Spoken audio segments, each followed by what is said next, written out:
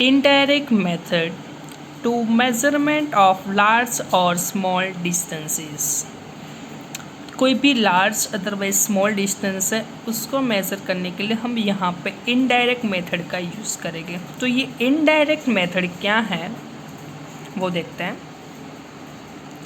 तो first, parallax method are used to measure distance of star, diameter of moon etcetera. तो parallax method है उसको indirect method बोल सकते हैं। आपको क्वेश्चन ट्विस्ट करके पूछे तो याद रखना कि explain indirect method otherwise explain parallax method. और ये चैप्टर के अंदर से सबसे इंपॉर्टेंट 3 मार्क्स के लिए क्वेश्चन है पैरेलैक्स मेथड।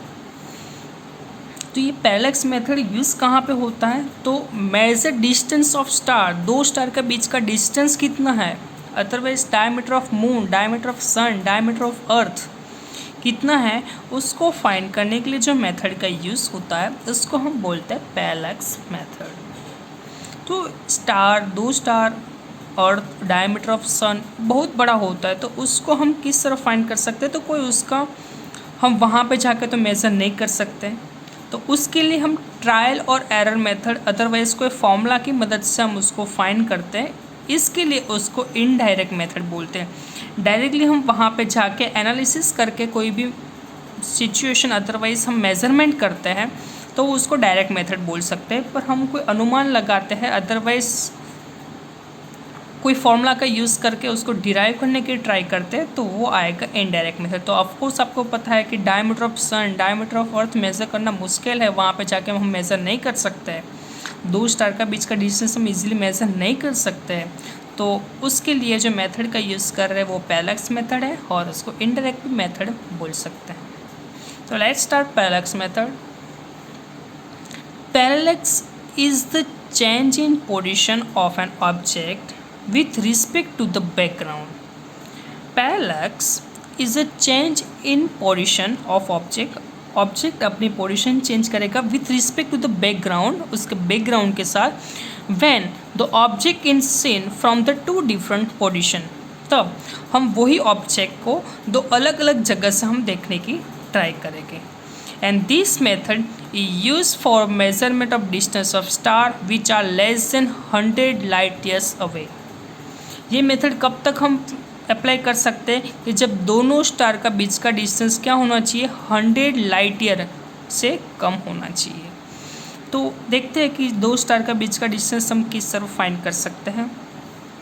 तो let N is a nearby star which distance is measure from the earth.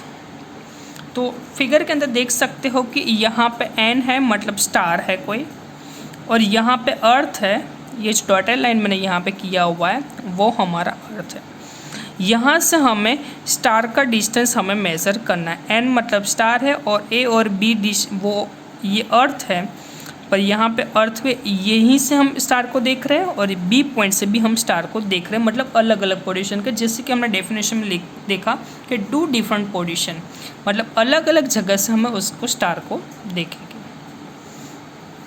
Let n is a nearby star whose distance is measured from the earth. For this a for a star is considered whose position remaining fixed. Star की position यहाँ पे fix है throughout the year when see from the earth. यहाँ पे हमने देख लिया कि स्टार यहाँ पे है और हम उसको देखेंगे कहाँ से, यहाँ से अर्थ से उसको देखने का हम ट्राई करेंगे। Let a is the position of Earth in its orbit and θ1 with the angle between the direction of light from the distant star F and nearby star N. ये आपको समझने की ट्राई कर रहा हूँ कि फर्स्ट स्टार यहाँ पे है तो फर्स्ट पोजीशन यहाँ पे हमने ले लिया ए से हम स्ट्रेट लाइन, तो यहाँ पे दूसरा कोई स्टार है उसको यहाँ पे F दिया, और यहाँ से हम देखें ये स्टार उसके बीच में यहाँ पे कोई एंगल क्रिएट होगा θ1। सिमिलरली बी से यहाँ पे स्ट्रेट लाइन, वहाँ पे कोई एक स्टार है F, और ये जो फिक्स स्टार हमने लिया उसका हमने मेज़र करना है। ये दोनों के बीच में यहाँ पे एंगल क्रिएट हो रहा है θ2, तो ये ऑफकोर्स ये θ2 तो ये θ2 होगा, θ1 तो यहाँ पे भी वो क्या हो जाएगा θ1। तो सिंपल मैंने अभी पोजीशन की बात किया, ए पोजीशन से ये स्टार एंगल θ1 है, बी से ये पोजीशन एंगल θ2 है, और यहाँ पे स्ट्रेट लाइन एक्सटेंड करते हैं, वहाँ पे कोई दूसरा स्टार है और यहाँ पे भी कोई भी दूसरा स्टार है। तो फिर से let A is the position of earth in its orbit and θ1 with angle between the direction of lights from distance star F and nearby star N, दोनों का बीच का डिस्टेंस और एंगल θ1 दिया हुआ है। After 6 months let B the position of earth in its orbit and 6 month के बाद उसका चेंज होके कहाँ पे आ जाएगा, यहाँ पे, क्योंकि पहले अर्थ यहाँ पे थी, हम यहाँ से उसको देख रहे थे। आफ्टर 6 months अर्थ रोटेट करके यहाँ पे आ जाएगी, तो अब हम कहाँ से देखेंगे, पोजीशन बी से हम वो स्टार को हम देखेंगे। तो after 6 months let B the position of earth in orbit and θ2 B the angle between the direction of light from distance and nearby star. तो सिमिलरली उसके जैसा ही हुआ, पर 6 months के बाद उसकी पोजीशन चेंज हो जाती है। तब उसका डिस्टेंस हम कैसे मेज़र करेंगे, तो angle theta is equal to, formula आपको याद रखना होगा कि angle is equal to arc upon radius. तो एंगल, तो यहाँ पे एंगल कितना क्रिएट हो रहा है, θ1 और θ2, तो यहाँ पे ना एंगल की जगह पे लेकर θ1 प्लस θ2। आर्क, आर्क कितना है, तो ये आर्क कितना है, ए बी, तो यहाँ पे लिख दिया मैंने ए बी। रेडियस कितना है, तो रेडियस ए एन जितना रेडियस है, यहाँ से बी पॉइंट से, तो बी एन जितना उसका रेडियस है, पर आर्क तो दोनों के लिए क्या रहेगी, same to same A B. तो फॉर्मूला के अंदर हमने पुट कर दिया एंगल θ1 प्लस θ2 है, आर्क ए बी है और रेडियस एन है, पर हमें तो उसकी रेडियस निकालनी है, तो यहाँ पे एन को सब्जेक्ट बनाए, A B as it is, θ1 plus θ2 उसके डिवाइड में आ जाएगा। बट यहाँ पे ए बी ये इक्वल टू नहीं है, इस टाइप की साइन को हम बोलते हैं नियरली टू ए एस। पर A B nearly to A S क्यों लिया, उसका मतलब 2 एस्ट्रोनॉमिकल यूनिट्स, तो 2 लेने के पीछे का रीज़न क्या, तो यहाँ पे दोनों एंगल के लिए दोनों सरफेस से बात करनी हमें, यहाँ पे फर्स्ट पोजीशन से और यहाँ से सेकंड पोजीशन से, दोनों के लिए हमें देखना है। और यहाँ पे लिखा कि A S to A S, मतलब ए एस और यहाँ से एस टू बी, तो दोनों का डिस्टेंस सेम ही होगा, तो A S is equal to S B, तो हम एस बी को ए एस लिख सकते हैं, इसलिए यहाँ पे लिखा 2as। ठीक है, दोनों का डिस्टेंस यहाँ का सेम टू सेम है इसके लिए, तो 2as और 2as को हम 2au एस्ट्रोनॉमिकल यूनिट भी बोल सकते हैं। तो 2 एस्ट्रोनॉमिकल यूनिट्स की वैल्यू आपको पता है कि 1.5 × 10⁻11 मीटर, दोनों को हम मल्टीप्लाई करेंगे तो आपका आंसर आ जाएगा 3 × 10⁻11 मीटर। तो इस तरह हम डिस्टेंस भी हम आराम से मेज़र कर सकते। तो ए बी का डिस्टेंस हमें कितना मिला, ए टू बी का डिस्टेंस भी हमें ऑलरेडी मिल चुका है, और उसके हिसाब से ए एन यहाँ से स्टार्ट कितना दूर है वो भी डिस्टेंस हम ये फॉर्मूला से हम फाइंड कर सकते हैं। तो हमने वहाँ पे जाके कुछ एनालिसिस नहीं किया, यहाँ पे विथ हेल्प ऑफ फॉर्मूला हमने उसका डिस्टेंस फाइंड कर दिया। तो इस तरह भी हम फाइंड कर सकें। Taking θ1 plus θ2 is radian, radian में लेना है, और N can be calculated. Simple है कि ए बी की वैल्यू आपको ऑलरेडी मिल चुकी है, दोनों की एंगल सपोज आप मेजर करते हो तो कुछ भी यहाँ पे 30 यहाँ पे 40 दिया है, तो ये वैल्यू रख दो और यहाँ पे फॉर्मूला में रखोगे तो ए एन की वैल्यू मिल जाएगी। तो अर्थ और स्टार दोनों के बीच का डिस्टेंस कितना है वो आपको यहाँ पे मिल जाएगा। तो ये है ट्रायल और error method. Similarly size of moon can be estimated using the parallax method. और इस टाइप का मून, तो मून की साइज़ भी कितनी है वो भी हमें मेज़र करना है, तो पैरेलैक्स मेथड से हम मेज़र कर सकते हैं। तो इस तरह ये फॉर्मूला और ये with help of this figure इस तरह हम ड्रॉ करके हम कोई भी डिस्टेंस फाइंड करना है, डायमीटर फाइंड करना है, तो with help of parallax method हम फाइंड कर सकते हैं। Second, measurement of molecule size.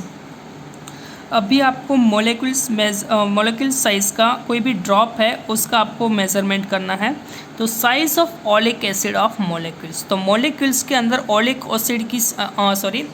Acid की साइज़ कितनी होगी वो आपको फाइंड करना है। सिंपल मैं आपको बताऊँ कि वाटर है, वाटर के अंदर आपने ऑयल का एक ड्रॉप डाला हुआ है, तो वहाँ पे ऑयल ड्रॉप की साइज़ कितनी है वो आपको मेज़र करना है।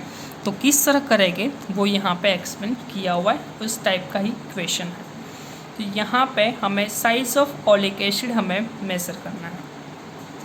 तो first let solution of oleic acid in alcohol with 1/500 concentration, oleic acid के अंदर इतने मात्रा में अल्कोहल ऐड किया हुआ है।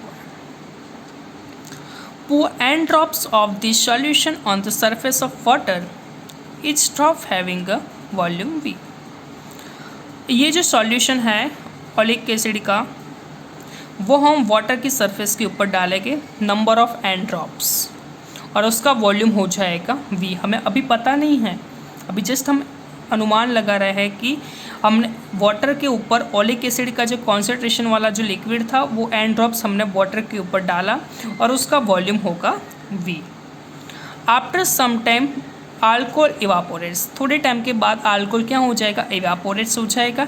And thin layer of oleic acid is obtain, और उसके बाद ऊपर ओलिक एसिड का एक सरफेस मिलेगा, लेयर मिलेगा, obtain on the surface of water, water के ऊपर हमें मिल जाएगा। तो मैंने आपको बताया था n नंबर ऑफ ड्रॉप्स था, वॉल्यूम V, तो volume of n drops is equal to लिखा है यहाँ पे NV, n है नंबर ऑफ ड्रॉप्स और V का मतलब है volume. Volume of oleic acid, क्योंकि हमें ओलिक एसिड की बात करनी है, उसके अंदर जो अल्कोहल हमने मिक्स किया हुआ था उसकी बात नहीं करनी है। तो कितना अल्कोहल था, तो 1/500, तो यहाँ पे उसको डिवाइड कर दिया, तो NV/500, तो अल्कोहल तो यहाँ से निकल जाएगा। तो सिंपल हमें यहाँ से ओलिक एसिड का वॉल्यूम मिल जाएगा। If T is the thickness and A is the area of this oleic acid, जो ओलिक एसिड है उसकी थिकनेस T है और एरिया उसका A है, तो वॉल्यूम की जगह पे यहाँ पे लिख सकते हैं कि volume is equal to A मतलब एरिया और T मतलब thickness is equal to NV/500। तो हमें यहाँ पे साइज ऑफ ओलिक एसिड कैसे मेज़र कर सकते, ऑलरेडी थिकनेस मिल चुकी है, तो T को हम सब्जेक्ट बनाएंगे, A को यहाँ पे डिवाइड में लेके जाएंगे, तो T is equal to NV/500A, तो थिकनेस हमें मिल जाएगी, मतलब उसकी साइज़ हमें ओलिक एसिड की ऑलरेडी मिल जाएगी। तो this thickness of layer is almost same as the diameter of the oleic acid molecule, जितनी थिकनेस है इतना ही उसका डायमीटर होगा।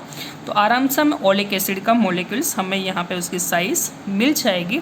तो इस तरह फॉर्मूला हमने डिराइव किया और उसके ऊपर से हमें उसकी साइज़ मिल सकती है।